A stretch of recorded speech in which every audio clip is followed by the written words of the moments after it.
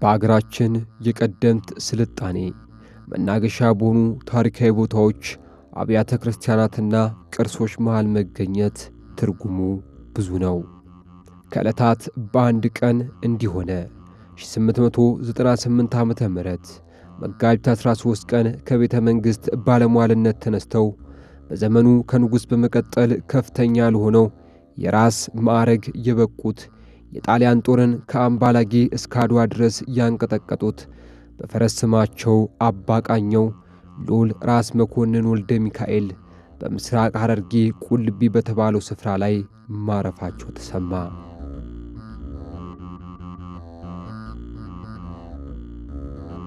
የኒውዮርኩ ሄራልድ የተባለው ጋዜጣ እንደ አውሮፓውያን አቆጣጠር በ1906 ማርች 4 በቅዳሜ እትሙ ላይ የአቢሲኒያው ታላቁ ጄኔራል ሞተ በሚል ራስ መኮንን ከምኒልክ ቀጥሎ በኢትዮጵያ ውስጥ ታላቅ ዕውቅ ሰው ነበሩ ሲል አስነበበ።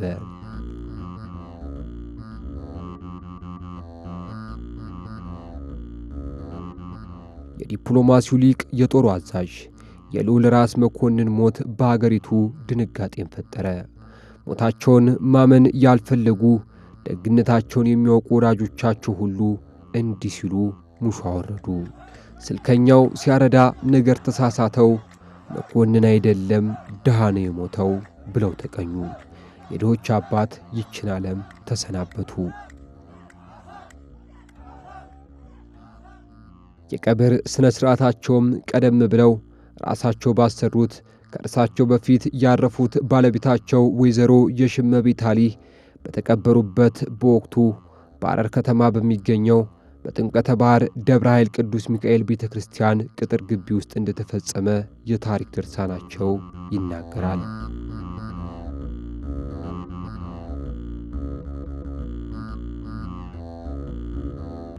የዛሬው የእናስተዋውቃችሁ መዳረሻችን ይህ ደብር ነው። የደብሩ ታሪክ በአፍ ከምንነግራችሁ በላይ ቦታው ላይ ሲደረስ የሚታየው ጥበብ ይገዝፋል። የበርካታ ታሪክ ድርብ ባለቤት፣ በቀደሙ ዘመናት የተፈጸሙ እውነቶችን ሰንዶ የያዘ ሕያው ሙዚየም፣ በስልጣኔ ታሪክ በታጀበችው ሐረር የሚገኝ የረጅም ዕድሜ ባለጸጋ።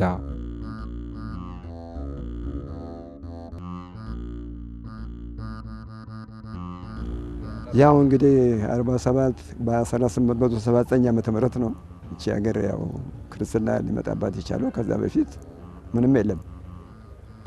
የዛን ጊዜ እንደምታውቁት አባቶቻችን ወደ ጦርነትም ሲሄዱ ወደ ሌላም ሲሄዱ አንድ ቀንም ያለ ቤተ ክርስቲያን ማደር አይፈልጉም፣ በድንኳን የሚሆን በምን። ስለዚህ ይሄንን በ1879 ነው የቤተ ክርስቲያን የተመሰረተው። የተመሰረተው በራስ መኮንን በልዑል ራስ መኮንን ነው እና ግን ፍጻሜውን ያገኘው በንግሥት ዘውዲቱ ራስ በኃይለ ሥላሴ ጊዜ ነበር። እሳቸው ናቸው የጨረሱት። መጨረሻው ንግሥት ዘውዲቱ በነበሩ እሳቸው እዛን ጊዜ አልጋ ወራሽ ነበሩ። እሳቸው ናቸው የጨረሱት።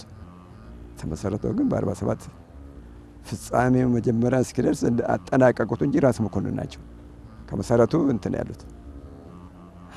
አሁን ያለበትን ግን እንዲህ ያደርጉት ኃይለ ሥላሴ ናቸው፣ ልጃቸው ማለት ነው። በእሳቸው ያለቀ አልጋ ወራሽ ነበሩ። እሳቸው እዛን ጊዜ ንግሥት ዘውዲቱ ነበሩ። እሳቸው አልጋ ወራሽ ናቸው። እሳቸው ናቸው የጨረሱት። ያው እዚሁ አገልግሎት ከጀመርኩ ጊዜ ጀምሮ የነበሩ ትልልቅ አባቶች ነበሩ፣ ዛሬ በሕይወትም ባይኖሩ። እነሱ እንደሚነግሩን ከሆነ ያው ካሉት ከዚህ ከሐረር ቤተክርስቲያን ውስጥ ቀደምት እንደሆነ በታሪክ እነሱ ሲያስተምሩን ነበረ፣ ሲነግሩንም ነበረ ማለት ነው። አባቶቻችን ትልልቅ አባቶች ነበሩ። ዛሬ በሕይወት የሉምና ነው እንጂ እና አመሰራረቱም ራሱ ቀደም ሲል ከሁሉም አድባራቶች ካሉት አድባራቶች ወደ ከሚታወቁት ከትልልቅ አድባራቶች ውስጥ አንዱና የመጀመሪያው በነገስታቱ ዘመነ መንግስት የተመሰረተ መሆኑን ነው ሲያስረዱን ሲነግሩን የነበረው። ከዛ ውጭ እንግዲህ ያሉት ነገር መጽሐፍቶችም አሉ ብለው ይላሉ። በንዋየ ቅድሳት ውስጥ ተተርከው በግዕዝ ተጽፎ ስለ ታሪኩ ስላመጣጡ ነገስታቶቹ ጽላቱም ወደዚህ ሀገር እንዴት እንደመጣ ሁሉ ይናገራሉ። ከ120 በላይ አገልጋዮች ነበሩ። ይሄ አሁን መቃብር የሆነ ብሎ የደጃዝማቾች የፊት አውራሪዎች መኖሪያ ነበር። አሁን መቃብር እዚህ ሰፊ መቃብር የሆነ አሁን በ48 ዓመት ስንመጣ ይሄ ሁሉ ሀረር ባዶ ነበር። ሌላ ጋር መስጂ ግን አባቴ እዚሁ ስላለ ከሀረር ከጥምቀተ ባህር ነው የሚባለው። ለምሳሌ ይሄ ጥምቀተ ባህር ነው የሚባለው። ጥምቀተ ባህር ሚካኤል ነው የሚባለው እና ከዛ ከጥምቀተ ባህር ሌላ አገር ያለ አይመስለኝም ብሎ ነው። እዚህ ጫካ ነበር። አሁን እንደዚህ አልነበረም። ይሄ ራሱ አሁን ቤተ መንግስቱ ነው። አሁን አይታችሁት እንደሆነ ይሄ ፎቁ የራስ መኮንን ቤተ መንግስት ነው። የቅዱስ ስፍራ ደብረ ኃይል ጥንተ አድባር ዘሐረር መካነ አጽሙ ለልዑል ራስ መኮንን ተብሎ በቀደመ ስሙ ይጠራ እንደነበረ የታሪክ ድርሳናት ይመሰክራሉ። ኋላም ጥምቀተ ባህር ቅዱስ ሚካኤል ቤተክርስቲያን፣ ቆየት ብሎ ደግሞ ደብረ ሳህል ቅዱስ ሚካኤል ቤተክርስቲያን፣ አሁን ላይ ደግሞ የሐረር ርዕሰ አድባራት ወገዳማት ደብረ ኃይል ቅዱስ ሚካኤል ወቅዱስ ሩፋኤል ቤተክርስቲያን ተብሎ ይጠራል። የሕንፃ ቤተክርስቲያኑ አሰራርም የቦታውን ታሪካዊነት ይናገራል። በሮቹ ላይ አምዶቹ ላይ ታዩታላችሁ። እዚህ ጋር ይታያል። በአምዱ ላይ 1 ሜትር እስከ 2 ሜትር ወይ እስከ ሜትር ከ50 ድረስ እንደ እንጨት የቆመ ድንጋይ ነው የሚታየው። ጥርብ ድንጋይ እንዴት አድርጎ እንደፈልፍለው እንደቀረጹት በጣም የሚገርም ነገር ነው እና ዙሪያው ላይ በየበሮቹ ላይ ያን ያህል ርዝመት ያለው እንጨት ድንጋይ ከየት ተገኝቶ እንደቆመ ልክ እንደ እንጨት እንደቆመ ራሱ ታሪክ ነገር ነው።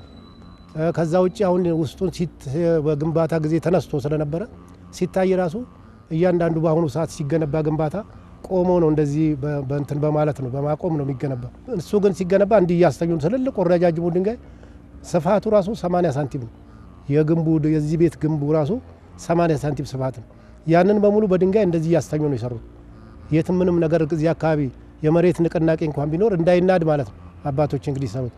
ከዛ ውጪ እንጨቶቹን ብታዩቸው አብዛኛው ዋንዛና ጽዶች ናቸው። ጽዱ ደግሞ ከዚህ አይደለም የሚመጣው ወደ ጋራ ሙለት አካባቢ ድሮ ነገስታቶች ያው የነበረውን ህዝብ በማስተባበር መኪና እንኳን እንደዚህ እንደልብ አልነበረም። በሰው ኃይል ነው ከዛ ድረስ እየተጋዘ እንደዚህ ተጠርቦ በአማረ ሁኔታ ቅርጽ ወጥቶለት በእንደዚህ አይነት ይሰሩት የዛን ጊዜ። እንደገና እንደ ኮርኒስ የሚጠቀሙበት አይታችሁ ነው ጣውላ ነው። ይኸው እንደሚታየው ጣውላ ነው ውስጡ እንጂ እንዳሁኑ ዘመን ሌላ አይነት ወይም ጨርቅ ወይም ደግሞ ሌላ አይነት አይደለም። ኮርኒሱ ራሱ እንደ ኮርኒስ የሚጠቀመው ጠቅላላ በሙሉ ጣውላዎችን ሰካክተው ወራጆችን ካረጉ በኋላ ነው በእንደዚህ አይነት ነገር አድርገው በሚደንቅ ነገር ይሰሩት። ይኸው ስቲል ምናልባት ጥንታዊ ቤተክርስቲያኖች ካልሆኑ በስተቀር በአሁኑ ዘመን እንደዚህ አይነት ቤተክርስቲያን አይገኝም። እንደዚህ አይነት የተቀረጸ ዙሪያውን ቢያዩት ራሱ ዙሪያውን ስታዩት ክብነቱ ሲያዩት በጣም የሚገርም ነገር ነው። ክብነቱ እንዴት አድርጎ ራሱ እንትን ወጣ ገባ እያለ በዝግዛግ መልክ የተሰራ እታችም ያሉት አምዶቹ ራሱ ይገልጻሉ። እንደዛ እንደ ዝግዛግ እንደተሰራ ራሱ ልክ የላይኛው ጣሪያው አያይዞ ነው ልክ ቋሚዎቹም ታች ያሉት አምዶችም እሱን ተከትለው እንደ ዝግዛግ ሆኖ ይሰሩት ማለት ነው። በሚደንቅ ነገር ነው የተሰራው። ራሱ ተጥንታዊነቱ ይበለጠ እንደውም ይሄ አሰራሩ በአሁኑ ሰዓት አምጡ ስሩ ቢባል በአሁኑ ሰዓት እንጨቱም አይገኝም። ዲዛይኑም እኔ እንደዚህ አይነት ምናልባት እኔ ለየት ያለብኝ ነገር ነው ብዬ ነው የማምነው። ያው እዚህ አሉ በተለይ አሁን መቋሚያውን እናገኛለን። የራሳቸው መቋሚያ አለ፣ የሚሰካካ ነው አለ። መጽሐፍቶች አሉ እነሱ የሰጡት እና አሉ። ይህንን ታሪኩን የሚገልጹ ትልቁ አሁን በደንብ እንትን ምነው እሳቸው የሚቆሙበት መቋሚያ የሚሰካካ ነው አለ። እሱ ያንን የሚጠቅም ከዛ በኋላ ደግሞ ራሱ ደብረ ኃይል ምንም አተመመለው በኋላ ነው እንትን ያለው እንጂ። ስለዚህ ያ ስለሆነ መጽሐፍቶችም አሉ፣ የተለያዩ መጽሐፍቶች አሉ። አሁን እዛ ጋር ስንል የምናገኛቸው የሚችል አሉ ለምስክር የሚሆኑ ማለት ነው።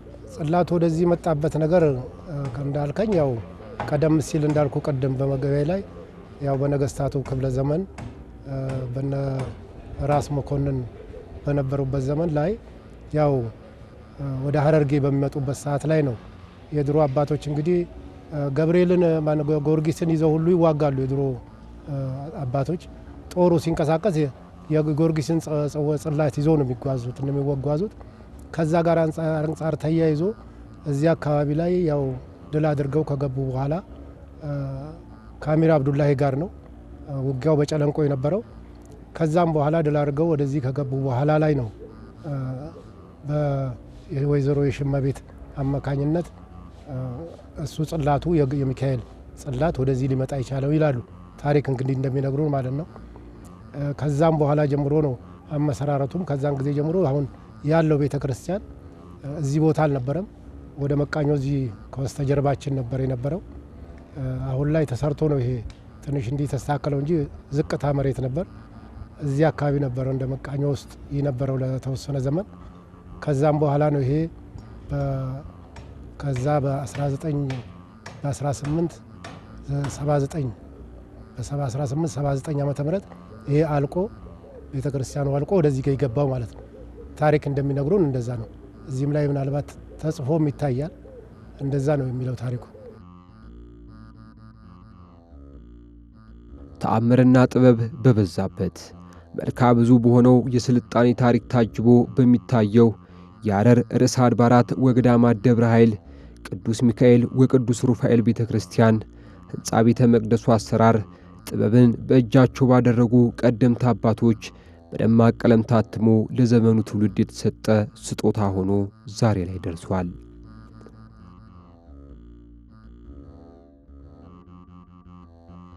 ታሪክን ፍለጋ ሐረር የከተመው የዝግጅት ክፍል በምስራቁ የሀገራችን ክፍል በአብዛኛው ለኢትዮጵያ ኦርቶዶክስ ተዋሕዶ ቤተ ክርስቲያን ጅማሮ መስፋፋትና መጠናከር የልዑል ራስ መኮንንና ተወዳጁ ባለቤታቸው ወይዘሮ የሽመቤት አሊ የፈጸሙትን ታሪክን መመልከቱን ቀጥሏል። የከበሩ ድንጋዮችና እንጨቶች ዛሬ ድረስ የደብሩ የታሪክ አካል ሆነው ዘልቀዋል።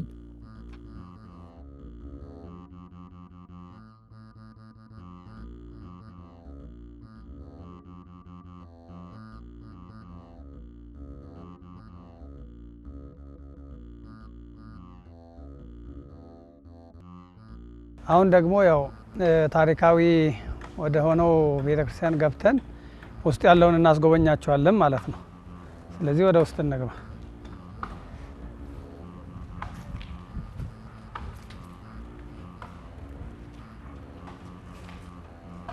ይሄን ደረጃውን እንግዲህ ታዩታላችሁ። ይሄ ጥርብ ድንጋይ ነው።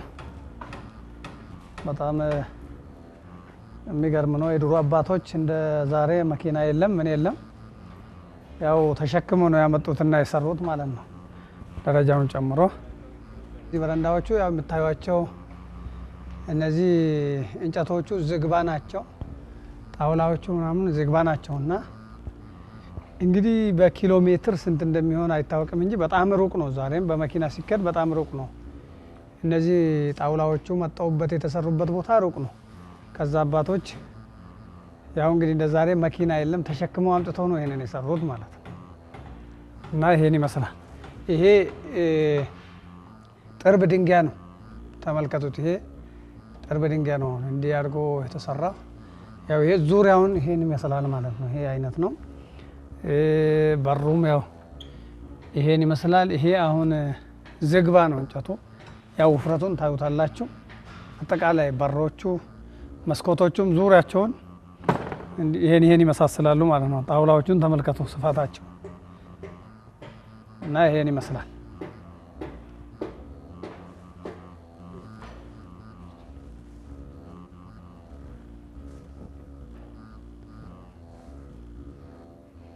ይሄ እንግዲህ ቤተክርስቲያኑ ይሄን ይመስላል። 3 ክፍል ነው ያለው። ቅኔ ማህሌት፣ ቅድስት፣ መቅደስ ነው ያለው ማለት ነው። እና ይሄ ያው የቅኔ ማህሌት ክፍል ነው። አሁን የምንገኘው በስተ ምስራቅ ነው፣ የካህናት መግቢያ ማለት ነው። በዛ ነው የምንገኘው። ይሄ የግንቡ ወደ ላይ ወጣው የተገነባው ስፋቱ 95 ሴንቲሜትር ነው። 95 ሴንቲሜትር ነው የተገነባው ማለት ነው። እዚህ ጋር ያው የምታዩት በዚህ በኩል ካህናቱ ዘወትር ኪዳን የሚያደርሱበት ቦታ ነው። ይሄ የኪዳን ማድረሻ ቦታ ነው። ዘወትር ኪዳን ይደርሳል፣ አይቋረጥም። ስለዚህ ይሄ ካህናቱ ኪዳን የሚያደርሱበት ቦታ እንዲሁም ደግሞ ገድላት የሚነበቡበት ቦታ ነው። ይሄ ታምራት የሚነበቡበት ቦታ ነው። ዘወትር ማለት ነው። ጠዋት ጠዋት እዚህ ነው የሚያደርሱት።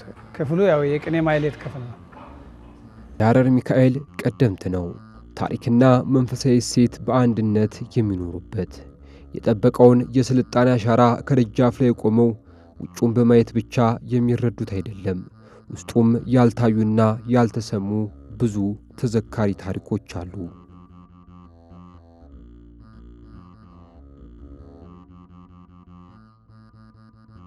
ይሄ አሁን ከፍታውን ታዩታላችሁ እስከ ላይ ድረስ ያው ያለው የቤተ መቅደሱንም ጣራ ጨምሮ 14 ሜትር ነው። ከዚህ ወደ ላይ 14 ሜትር ነው ከፍታው ማለት ነው። ወደ ታች ደግሞ ጥልቀቱ አባቶች እንደሚነግሩን ከ4 ሜትር በታች ነው ተወርዶ ተቆፍሮ መሰረቱ የመጣው ማለት ነው። ከ4 ሜትር በታች ከ4 ሜትር በላይ ተቆፍሮ ነው ወደ ታች ጥልቀቱ መሰረቱ የመጣው። ይሄ ደግሞ ያው እንደምታዩት ቅኔ ማህሌት ነው። ቅኔ ማህሌት የሚቆምበት እንደዚሁም ያው ስብሐተ ነግ ዘወትር ስብሐተ ነግ ይቆምበታል። ሊቃውንቱ እዚህ ነው የሚያገለግሉት ማለት ነው። ያው እንግዲህ እንደምታዩት አሁን ቤተክርስቲያኑ በጣም ታሪካዊ ነው፣ ጥንታዊ ነው። በጣም ደስ የሚል ነው። በእንደዚህ አይነት ተሰርቶ ያው ታዩታላችሁ። ዛሬ በእንደዚህ አይነት የተሰራ የለምና በጣም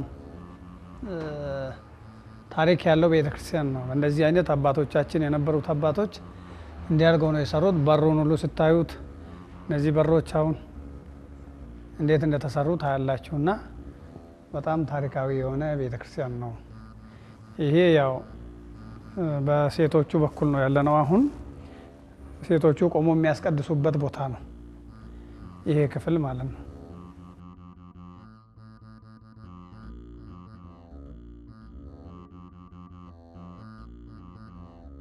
በጄኔራል ባራቴሪ ይመራ የነበረው የጣሊያን ጦር አድዋ ላይ ድምጥማጡን ያጠፋው ያጀግና 1640 ኪሎ ሜትሮችን ተጉዞ የአምባላጌን ጦርነት ድል ያደረገው የአሜሪካው ዘ ጆርናል መጽሔት በ1896 ባወጣው እትሙ ዘ ብላክ ናፖሊዮን ኦፍ አፍሪካ አፍሪካዊው ጥቁር ናፖሊዮን ሲል የገለጸው ያጀግና ያረፈው እዚህ ነው። ራስ መኮንን ወልደ ሚካኤል በ1885 ዓመተ ምህረት ባለቤታቸው ወይዘሮ የሽመቤት አሊ ሲሞቱ ራስ መኮንን የመቃብር ቤት አሰሩላቸው። ራሳቸው መኮንን ደግሞ ከዚህ ዓለም በ1889 ዓመተ ምህረት በሞት ሲለዩ ባለቤታቸው በተቀበሩበት ቦታ እንዲያርፉ ተደረገ። በዚህም የሀገር ጌጥ የነበረው አባቃኘው ክቡር አጽማቸው ባረፈበት የአቡነ ተክለ ሃይማኖት ታቦት ገብቶ ለ26 ዓመታት የቅዳሴ አገልግሎት እንዲሰጥ ተደረገ። ሆኖም ከ1924 ዓ.ም ጀምሮ ላለፉት 90 ዓመታት አገልግሎቱ ተቋርጦ የቆየ ሲሆን ልጃቸው ግርማዊ ቀዳማዊ ኃይለ ሥላሴ በ1924 ዓ.ም ለአባታቸው ለራስ መኮንን መታሰቢያ ይሆን ዘንድ በዚያው በሐረር ከተማ አዲስ የአቡነ ተክለ ሃይማኖት ቤተ ክርስቲያን አሰርተው ጽላቱ ወደ ሌላ ቦታ ሲሄድ ራስ መኮንንና ቤተሰቦቻቸው የልጃቸው ደጃዝማች ይልማን አጽም ጨምሮ ያረፈበት ቦታ ላይ ደግሞ የቅዱስ ሩፋኤል ጽላት ተተክሎ እስካሁን እያገለገለ ይገኛል።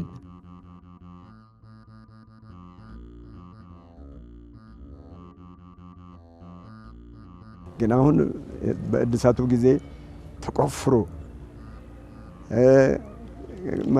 ጽላቱ የሚቀበሉት መንበሩ እዛ ላይ ነበረ። ያ ሲከፈት ድራር አለ። በድራሩ ላይ እንትን ተደርጎ በየተራ ነው ያወጣናቸው። እኛም ነበር።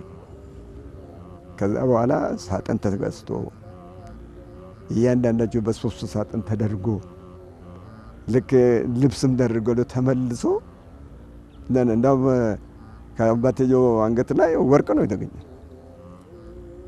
ወርቅ አንገት ሀብል ማለት ነው። እዚህ ብዙ እዛን ጊዜ አጽሙን ሳነሳው እንትን ሀብሉ ነበር። በተርታ ነው መጀመሪያ እናት ባለቤታቸው፣ ከዛ ቀጥሎ እሳቸው፣ ከዛ መጨረሻ ልጃቸው። እንደዛው እንዳማሙታቸው ነው ተቀብሮ እኮ ያገኘናቸው ስናወጣው። አሁን ደግሞ ምን ሄደው ወደ አንድ ታሪካዊ የሆነ ቦታ አለ። እሱም እንግዲህ ይሄ ቦታ እንደሚታወቀው ይህን ቤተክርስቲያን የተመሰረተው ያው በንጉሥ ራስ መኮንን ነው ይባላል። አጽማቸውና ቤተሰቦቻቸው ያረፉበት ቦታ ወደዛ እናመራለን ማለት ነው። እሱን አስጎበኛችኋለሁ። አሁን ያው ቤተክርስቲያን ተሰርቶበት ይገኛል። ወደዛ እናመራለን። አጽማቸው እዚህ ጋር እንዳረፈ በታሪክ ይነገር ነበረ። እዚህ አካባቢ እንዳለ አባቶች ሲያወሩ ስለነበረ ተቆፈረ ማለት ነው። ያው ለመለየት ሲቆፈር ከዛ አጽማቸው ከዛ ወጣ። የአንገታቸው ወርቅ የራስ መኮንን የሚል አንገታቸው ወርቅም እዛው አብሮ ተገኘ ማለት ነው። በዛ ነው ማረጋገጫው። ያው ትክክለኛ መሆኑ እሱ ይታወቃል። ይሄ ሁሉ የምታዩት ጫካ ነበረ። ይሄ ጫካ ነበረ። አገልግሎት ለ90 ዓመት ተቋርጦ ነበር። ተቋርጦ ከቆየ በኋላ ነው እንግዲህ ጫካ ለብሶ ነበር የተቀመጠውና አባቶች የእሳቸው መቃብር እኮ እዚህ ያለ ሲባል ከዛ በኋላ ነው ተቆፍሮ እንደገና ሲገኝ በአንድ በጎ አድራጊ አንድ ጥሩ የመንፈስ ልጃችን ጸጋ ስላሴ የሚባለው ተቆፍሮ ከወጣ በኋላ ይሄን ቤተክርስቲያን ጥሩ የሆነውን ቤተክርስቲያን እዚሁ ላይ ተሰርቶ ታድሶ ከዛ ወዲህ አሁን አገልግሎት እየሰጠ ይገኛል ማለት ነው። አልተቋረጠም። ውስጥ የሚገኘው የራስ መኮንን ብቻ ነው ወይስ ቤተሰቦቻቸው? የቤተሰቦቻቸው ጭምር እና ቦታው ይሄን ይመስላል። ይሄ አሁን ከዛ ወዲህ የተሰራ ነው። እዚህ ላይ እንደምታዩት ቅርስነቱን ሳይለቅ የነበረውን ቅርስነት ሳይለቅ ነው የተሰራውና ያን ደግሞ እንዲህ በረንዳዎች ተደርገውለት እዚህ ጋር ያው ሰዎቹ መጥተው ስጋ ወደሙን የሚቀበሉበት ቦታ ነው እና ይሄ በረንዳዎቹ ቅርስነቱን ሳይለቅ ነው የተሰራው። ከዚህ በታች ዝቅ ካደረግነውና ሰፋ ካደረግነው ዝቅ እያለ ይሄዳል፣ ይበላሻልና ቅርስነቱን ይለቃል። ከዛ ምንድነው ያደረግነው? እዛው ቅርስነቱን በጠበቀ ተሰራ። አሁን ከላይ ጉልላቱን የምታዩት በጣም ቅርስ ነው፣ በድሮ የተሰራ ነውና ስለዚህ ምን ማድረግ አለብን? እዚህ ስጋ ወደሙን የምናቀብልበት ቦታ ላይ ይሄ መጋረጃ በጊዜያዊ እንደዚህ አድርገን ሸፈን ነው ማለት ነው። እንዲያደርገን ነው እንግዲህ ውስጡ ይሄን ይመስላል። አሁን ያው ቅድም እንዳልኳችሁ እንግዲህ የራስ መኮንን አጽምና የቤተሰቦቻቸው አጽም እዚህ ነው ያረፈ። እንዳልኳችሁ ያው እቺ ጠባብ ነች እንደምታዩት፣ ቅኔ ማይሌቷ ጠባብ ነች። ቅኔ ማይሌትና መቅደስ ብቻ ነው ያላት። እዚህ መቅደስ ውስጥ ነው እንግዲህ አጽማቸው ያረፈው ማለት ነው። ቤተሰቦቻቸውና አጽማቸው እዚህ ጋር ነው አርፎ የተገኘው። ልክ እሳቸው ባረፉበት ቦታ ነው ቤተ መቅደሱ እዛው ላይ ነው ድሮም የነበረውና ሚያዝያ 2014 ነው ወርቁም የተገኘ ማለት ነው። እዚህ ጋር አጽማቸው እንዳለ የተገኘው። ከዚያ በኋላ በአንድ በጎ አድራጊ ቅድም እንዳልኳችሁ ጸጋ ስላሴ የሚባል አንድ የመንፈስ ልጃችን አለ። ያው እዚህ አይደለም የሚኖረው፣ አንዴ ወደ አሜሪካም ወደ አዲስ አበባም ነው እና እሱ መጥቶ በእንደዚህ አይነት አደሰው ከዚያ በኋላ ማለት ነው።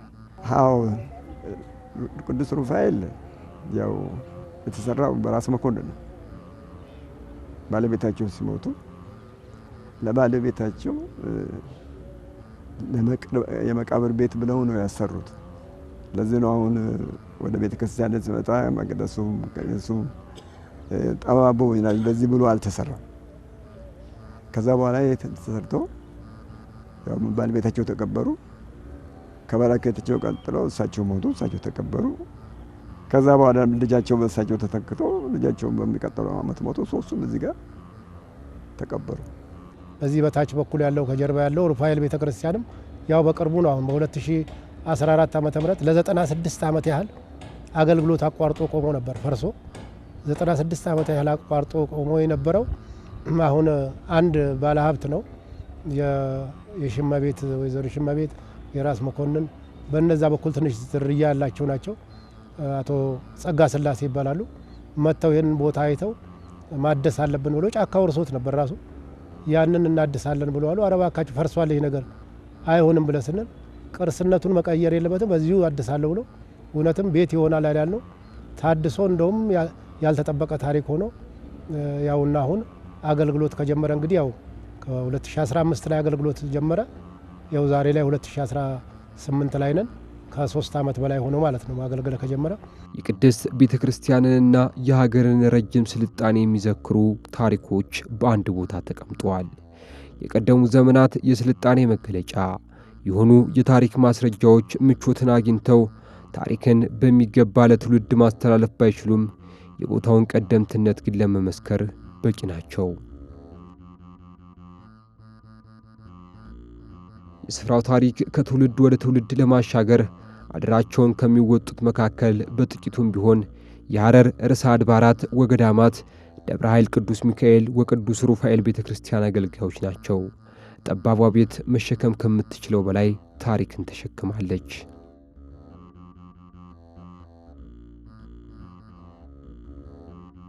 እሺ የደብሩ ንብረት ክፍል ነው። አሁን ንዋየ ቅድሳቱም ቅርሶቹም ያሉት እዚህ ቤት ውስጥ ነው።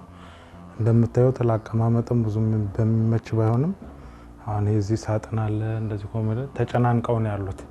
ግን ያሉትን ማሳየት ስላለብን ወደ እንትኑ እንሄዳለን። አሁን እዚህ ጋር የምናየው የልዑል ራስ መኮንን መቋሚያ ነው። የነሐስ መቋሚያ ነው። ተገጣጣሚ ነው። በመሃል ባያያዝ ጉድለት ምክንያት ትንሽ ጥመት ምናምን ገጥሞታል። ይህ የምናየው የእሳቸው መቋሚያ ነው። እነዚህ አልባሳት ከቤተ ክርስቲያኑ መተከል ጋር አብሮ ከታቦቱ ጋር የመጡ አልባሳት ናቸው። የምታየው ማለት ነው። ይሄ በራሱ ከ130 ዓመት በላይ ያስቆጠረ ነው ማለት ነው። አቀማመጣቸውንም በዛው እያስተዋላችኋቸው ሄዱ። ይሄ ራስ መኮንን በአድዋም ጊዜ ለብሰውት የዘመቱት የሚባለው ለምዳቸው ይሄ ነው። ወርቀ ዘቦ ለምድ ነው። ከጊዜ ብዛት የተነሳ ጨርቁም ያው ብልም እየበላው እንትን እያለ ነው። እንደ አዲስ መጠገን ይፈልጋል። አይተው ከሆነ ወይነ ጠጅ ከለር ነገር ነው እዚህ ጋር። አሁን ይሄ ከፋዩ ለቆ ነው ጥቁር መስሎ የሚታየው። ይሄ ደግሞ እንደ ክብረ በዓልም ነገር ምናምን አሁን ተቀዳደዋል። ካባቸው ነው የልዑል ራስ መኮንን በፎቶ ላይ ካባ ነገር አለ። ፎቶአቸው ላይ አንዳንድ ፎቶዎች ላይ ያጋጥሟችሁ ከሆነ ያ ካባቸው ነው እና ይሄ አንዳንድ ፎቶ ላይ እንደምታዩት ካባቸው የራስ መኮንን እንደ በዓላትም እንደምንም ይጠቀሙበት የነበረው ካባ ነው። ከአቀማመጥ የተነሳ ነው አሁን እንደዚህ እንትን ያለው። ደህና ቦታ ላይ ተቀምጦ ቢሆን ቀድሞ አያያዙ በስርዓቱ ተይዞ ቢሆን ኑሮ የበለጠ ቅርስነቱን ማሳየት ይቻል ነበር ማለት ነው። እነዚህ የምታዩቸው ሌሎቹ አልባሳት ያው የመኳንንቱ ምናምን የነበረ የለምዶች ናቸው እነዚህ እና እነዚህም አሁን በስርዓቱ ተጠግነው መቀመጥ የሚገባቸው ናቸው ማለት ነው። ከዛ በተረፈ ደግሞ ወደ ሌሎቹ እየሄደን እናያለን።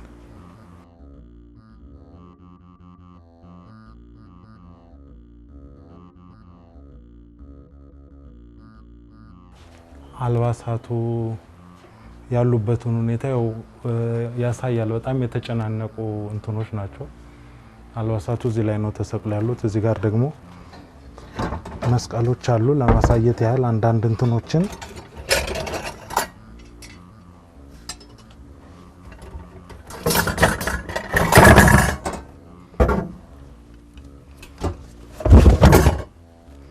እነዚህ የብር መስቀሎች ናቸው። ባህልና ቅርስ በነገራችን ላይ እዚህ ያሉትን መጽሐፍቶችንም መስቀሎችን ምናምን በብዛት እንዳለ ባህልና ቅርስ ቱሪዝም መዝግቦ ይዟቸው በፎቶ በተደገፈ በእያንዳንዱ ለአንዱ ቅርስ ራሱን የቻለ ሙሉ ትንታኔ የተሰጠበት ማህደር አለ እነሱ ጋር። እኛም ጋር እንዳጋጣሚ ኮፒውን ተቀብለናቸዋል። አሁን እዚህ ጋር እነዚህ የምታዩቸው የብር የመጾር መስቀሎች ናቸው። መቀደሻ የሚሆኑ በ1939 ዓመተ ምህረት ተበረከተ የሚል ነው። ይሄኛው የምታዩት ይሄኛው እዚህ ላይ ለደብረ ኃይል ቅዱስ ሚካኤል ዘጥምቀተ ባሕር የተሰጠ ይላል። ተርላ ደስታ ነገ ወስመ ጥምቀቱ ኃይለ ሚካኤል ይላል። እዚች ጋር የተበረከተበትን እንትን እያለ ነው ያለው።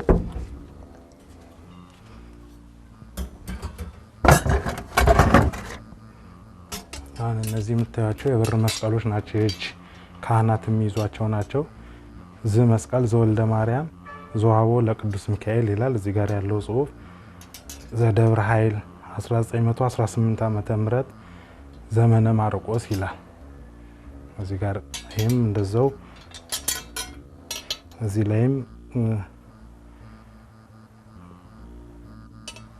እንደዚሁ ጽሁፎች አሉት። በ1912 ዓመተ ምህረት መስከረም 13 ቀን ዝ መስቀል ዘዋቦ ለቅዱስ ሚካኤል ይላል። እንደዚህ እያሉ እንትን ያሉ መስቀሎች ናቸው። እነዚህ የምታዩቸው የብር መስቀሎች ናቸው። የነሐስም አሉ። እነዚህ እዚህ ጋር ያሉ የነሐስ መስቀሎች አሉ። ያው እንደምታዩት አቀማመጣቸው ተደራርበው ነው በስርዓቱ ተቀምጦ እያንዳንዱ መግለጫ ቢኖረው ኑሮ ለእይታም የበለጠ ለማስረዳትም ይመች ነበር ማለት ነው። ከዛ በተረፈ እንግዲህ ያው እነዚህ አልባሳቱ አክሊሎቹ ምናምን የተቀመጡበት ነው። የቦታ ጥበት ነው እንትን ያለው። ከዛ ውጭ እነዚህ እንዳለ ይሄ የምናየው የብራና መጽሐፍት ክፍል ነው። መጽሐፍቶቹ እንደምታዩቸው ተደራርበው ነው የተቀመጡት። በየጊዜው መናፈስ ይገባቸዋል። ከጊዜ ብዛት እንትን የሚሉ ናቸው። እንዲሁ ለማሳያ ያህል አልፎ እንጥቀስ። ከዚህ እንጀምር። እነዚህ እንዳለ ማህደር ናቸው። የመጽሐፍቶቹ ማህደር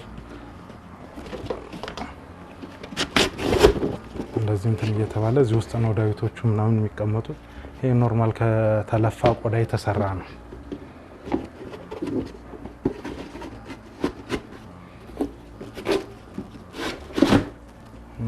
እንደዚህ ያለ እንትን ይላል። እነዚህ ዳዊቶች ናቸው። ይሄ ብራና ዳዊት ነው። ምናልባት ጽሁፉ ደቃቁን ትልል ይችላል። አድነን ንጉስ መሀል ከሄሮ ወደ ሃይማኖት እያለ ይቀጥላል። ዳዊት ይሄ እንዳለ ሙሉ ዳዊት ነው። እነዚህ እዚህ ጋር የምታዩቸው እንዳለ ዳዊቶች ናቸው። እነዛ ጥግ ላይ ያሉት ማለት ነው። ድሮ በዚህ ነበር የሚገለገሉበት የነበረው። ይሄ የምናየው ድርሳነ ሚካኤል ነው። ብራና ነው። እንዲህ ለማሳያ አልፎ ያህል እያነሳን እንትን እንበል ብለን ነው። እዚህ ጋር ትንሽ አንድ ለየት የምትል በአይነቷም የምታስገርመን እንትን አለች። ታምረ ማርያም ነው። እንትኑ ብራና መሰል ወረቀት ነው። ጽሁፎቹ እንዳለ በቀለም እንትን ያሉ ናቸው። እንደ ብራና የተጻፉ ናቸው። በየመሃል እንደዚህ ስዕል አለው የሚገልጽ እንደዚህ በተለያየ ሰማያዊ፣ አረንጓዴ ምናምንና አሁን ይሄም እንዲህ በስርዓቱ ባለመቀመጡ ጽሁፎቹ ወደ መልቀቅ እየሄዱ ነው ያሉት እና አሁን በቂ አየር ማግኘት ይገባው ነበረ።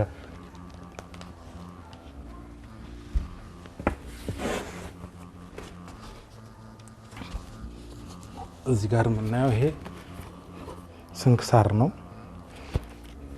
በአመት ከሁለት ተከፍሎ የየቀኑ የቅዱሳንን ታሪክ የያዘ እንትን ነው። ብራና ነው። እስከ ቅርብ ጊዜ እስከ 1992 ዓመተ ምህረት ድረስ ቤተክርስቲያን ውስጥ እንጠቀምበት ነበር። በመሃል ሌባ ሊሰርቀው ሞክሮ በብዙ ትግል ሰው ተረባርቦ በፍለጋ ነው ሰውየው ሌባው ሲደረስበት ሜዳ ላይ ጥሎት ሄደና በዛ እግዚአብሔር ፈቃዱ ሳይሆን ቀርቶ ያው እዚሁ እንዲሆን እንትን ብሎ በዛ የተነሳ ወደዚህ አምጥተን ወደ ዕቃ ቤት እንዲቀመጥ ሆነ። አሁን ዘመኑም ጥሩ ነው፣ ወረቀቶች ስለመጡ በዛ እየተገለገልን ያለ ነው ማለት ነው። እሺ እንግዲህ ያው ለመነካካት ያህል ነው እንትን ያለው። መጽሐፍቶቹ በብዛት ናቸው ያሉትና እንግዲህ እነዚህ ናቸው። አቀማመጣቸው ሁኔታ በዚህ መልኩ አልነበረም መቀመጥ የነበረበት። የብራና አሁን ላይ ያው ከ100 ዓመታት በላይ ያስቆጠሩ ስለሆነ አየር በስርዓቱ እያገኘው እንትን ማለት ነበረበትና አሁንም ከጊዜ ብዛት የተነሳ እንትን እንዳይል ራሱን የቻለ እያንዳንዱ እንትን ብሎ የሚቀመጥበት እንትን ያለበት ቢሆን የሚመከር ነው እና በአጠቃላይ መጽሐፍቶቹ ምናምን ይሄን ይመስላል። ንብረቷ እንትን ያለበት ይሄንን ይመስላል ማለት ነው አሁን ያለበት ሁኔታ ይዞታው። ከዛ በተረፈ እዛ ጋር የራስ መኮንን አርማቸው አለች። በመጽሐፍትም ላይ በምንም ላይ መናገኛት ብዙ ጊዜ እና እቺ አርማ ያው እዛው ጋር አለች። እሷን እንትን ብለን እዚህ ጋር ያለን ንብረት ክፍል ላይ ያለን ሁኔታ ይሄንን ይመስላል። አመሰግናለሁ። የእነዚህን ቅርሶች ጤንነት ለመጠበቅ ብሎም ይዘውት የመጡትን የረጅም ዘመን ታሪክ ለማስቀጠል ዳግም ማሰብ አይጠይቅም። ቅርሶች ክብር ናቸው፣ የዘመን ዑደትን የሚተርኩ የጊዜ መስታወት። በደብሩም ቅርሶችን በተገቢ ቦታ ለማስቀመጥ እንቅስቃሴ ተጀምሯል። አሁን እንግዲህ ይሄኛው እየተሰራ ያለው ልማት ቤተክርስቲያኑ ያው ጥንታዊ ነው እንዳያችሁት፣ በጣም ያምራል፣ የቆየ ነው። ነገር ግን ቦታውን የሚመጥን ከቦታው ጋር የሚሄድ ቢሮ የለውም። እንዲሁም ደግሞ አዳራሽ መሰብሰቢያ አዳራሽ የለውም። እንግዲህ ቤተክርስቲያኑ እንዳያችሁት ቤተክርስቲያኑ በጣም ጥንታዊ ነው፣ የቆየ ነው፣ በጣም ጥሩ ነው፣ ስታንዳርዱን የጠበቀ ቤተክርስቲያን ነው። ነገር ግን ከቦታው ጋር የሚሄድ ቢሮ የለውም። እንደገና አዳራሽ የለውም። ሰንበት ትምህርት ቤቶች የሚሰበሰቡበት ተሰብስበው የሚማሩበት አዳራሽ የለም። የሰንበት ትምህርት ቤት ቢሮም የለም። የሰበካ ጉባኤ ቢሮ አሁን ያለው በጣም ትንሽዬ የሆነች ግራውንድ ውስጥ የፈራረሰች ናትና ይሄን እንግዲህ አሁን ይሄ የምታዩትን አንደኛ ሰንበት ትምህርት ቤቱን ትውልዱን መቅረጽ ግድ ስለሆነ ትውልዱ ወንጌልን መማር አለበት፣ በወንጌል ተኮትኩቶ ማደግ አለበት። ያ ደግሞ ቦታ ያስፈልገዋል። በተፈለጉ ሰዓት ላይ ገኙ ይችላሉና ተማሪዎች ናቸው። ድንገት የተለያየ ስራ ሊኖራቸው ይችላል። የሚማሩበት አዳራሽ ያስፈልጋቸዋል ማለት ነው እና ያን ታሳቢ አድርገን አንደኛ አዳራሽ ጭምር እየሰራን ነው። ሁለተኛ ቤተ መዘክር ለመስራት ነውና ብራናዎች አሉ፣ ቅርሳ ቅርሶች አሉ፣ ብዙ ታሪካዊ የሆኑ እቃዎች እዚህ ቤተክርስቲያን ይገኛሉና እነሱ አሁን ግማሹ ሳጥን ውስጥ ነው የተቀመጠው። ብል እየበላው ስለሆነ እነሱን ከዚህ ደግሞ አንድ ክፍል አውጥተን እነዛ ቅርሳ ቅርሶች የሚቀመጡበትን ቤተ መዘክር እዚህ ጋር ልንሰራ ነው። ብርሃናዎቹ እየተቆራረጡ ይገኛሉ።